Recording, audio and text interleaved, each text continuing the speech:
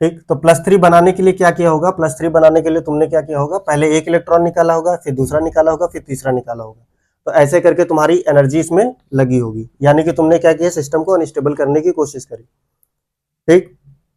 लेकिन सिस्टम में एक एनर्जी होती है लैटिस एनर्जी। ठीक है, लैटिस, इसको कहते हैं जालक ऊर्जा, लैटिस एनर्जी, जालक ऊर्जा। ये लैटिस एनर्जी क्या चीज होता है, तो जब भी तुम एलिमेंट अर्थ पर ढूंढोगे तो ऐसा नहीं कि तुम गए और तुमको लेंथनम वहां पड़ा हुआ मिल गया तुम ले आए, या खोदे भी, खोद करके भी निकाले तो तुमको लेंथनम वहां खोद खोद करके तुमने निकाला और धुल करके तुम ला करके रख दिया, ऐसा नहीं होता। लेंथनम होगा ओर के फॉर्म में, ठीक है, खनिज लवण पड़े हो ना, उन खनिज के फॉर्म में होगा। तो लेंथनम किसी ना किसी के साथ रिएक्शन करके बैठा होगा, फिर उसको क्या करते हो तुम, मेटर, हाँ, तुम उसको क्या करते हो, साफ सूफ करके फिर उसके बाद रिएक्शन करा के उसको अलग करते हो। फिर सी की बात करो, पीआर की बात करो, एनडी की बात करो, पीएम की बात, इन सारे एलिमेंट, यही नहीं, जब डी ब्लॉक के एलिमेंट, जब मेटल की बात करोगे, ठीक, तो धरती पे जब तुम एलिमेंट लेने जाते हो तो ऐसा सिंगल सिंगल नहीं पड़ा होता है, किसी ना किसी के साथ बन के पड़ा होता है ना, किसी के साथ मिक्स हो गया, आयन बना लिया है, आयन बना के पड़ा होता है। तो जब आयन बना के आपस में कॉम्पैक्ट होकर के एक दूसरे के साथ रहते हैं, ठीक है, तो एक मान लो ये +3 बनाया है, तो इसके साथ एक -3 आकर के जुड़ेगा, ठीक है, -3 आकर के जुड़ेगा, तो +3 और -3 का अट्रैक्शन की वजह से ये जब एक लैटिस बनाएंगे, लैटिस क्या है, एक बॉक्स टाइप का माल, ठीक है, एक दूसरे के साथ ऐसे जुड़ेंगे जुड़ेंगे जुड़ेंगे, जैसे जाल होता है ना, जाल में क्या होता है, सारे धागे जुड़े होते हैं,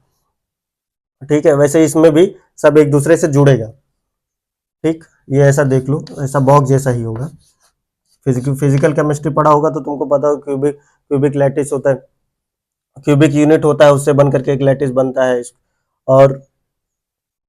और भी लैटिस है उसमें, हेक्सागोनल टाइप के लैटिस है, फिलहाल पता नहीं पड़ा है कि नहीं। चलो,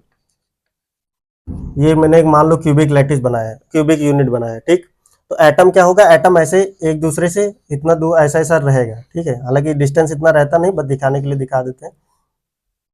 एटम ऐसा एक दूसरे के पास पड़ा हुआ है, तो ऐसे जुड़ के एटम रहता है, ऐसा अलग अकेला नहीं पड़ा रहता है ना, सबके साथ जुड़ के रहेगा। अभी तुम एटम लेने जाओगे, एक एटम तो मिलता नहीं, एटम का एक पूरा का पूरा टुकड़ा मिलेगा ना, तो टुकड़ा कैसा होता है, ऐसा पड़ा रहता है, और किसी न किसी के साथ रिएक्शन करके रहता है। तो जब +3 बनता है तो उसके बाद जो ये लैटिस बनती है ना, ये जालक जो बनता है, उसमें एनर्जी बहुत रिलीज होती है, सिस्टम अपने आप को बहुत रिलीव कर लेता है, ठीक है, सिस्टम एनर्जी रिलीज करता है। हम बताए ना, एक हम एनर्जी देते हैं तो उससे सिस्टम अनस्टेबल हुआ, जो हमने यहाँ दिया, हमने एनर्जी दी, E1 दी, E2 दी, E3 दी, 3 इलेक्ट्रॉन निकाले, हमने तोड़ तोड़ के 3 इलेक्ट्रॉन निकाल दिए, और क्या किया, सिस्टम को अनस्टेबल करने की कोशिश करी। लेकिन सिस्टम ने क्या किया, सिस्टम ने दूसरे आयन के साथ जुड़ करके एक ऐसा लैटिस बना लिया, ये यूनिट है, सॉरी, यूनिट है, इसके बगल में दूसरा यूनिट लगा दोगे, ठीक है, ऐसा करके, फिर इसके बगल में एक और यूनिट लगा दोगे, तो ऐसा करके ये लैटिस बनता चलेगा, ऊपर लगाओगे, नीचे लगाओगे, बॉक्स के ऊपर बॉक्स, बॉक्स के ऊपर, जैसे ईंट लगाते थे, ईंट के ऊपर ईंट, ईंट के ऊपर ईंट लगाते चले जाते ना, तो एक दीवार की तरह समझो इसको कि लैटिस बन गया है, दीवार को लैटिस समझो और उसको यूनिट समझो। तो हमने एनर्जी दी और सिस्टम को तोड़ने की कोशिश करी, उसकी वजह से अनस्टेबिलिटी बढ़ रही थी, लेकिन सिस्टम क्यों तोड़ना पसंद किया, क्योंकि उसकी एनर्जी बाद में लैटिस बनाने की वजह से घट गई, ठीक है, लैटिस बनाया, उसको अट्रैक्शन मिला, और जब भी अट्रैक्शन होगा तो उसकी एनर्जी क्या करता है, रिलीज करता है, तो +3 बना लेता है।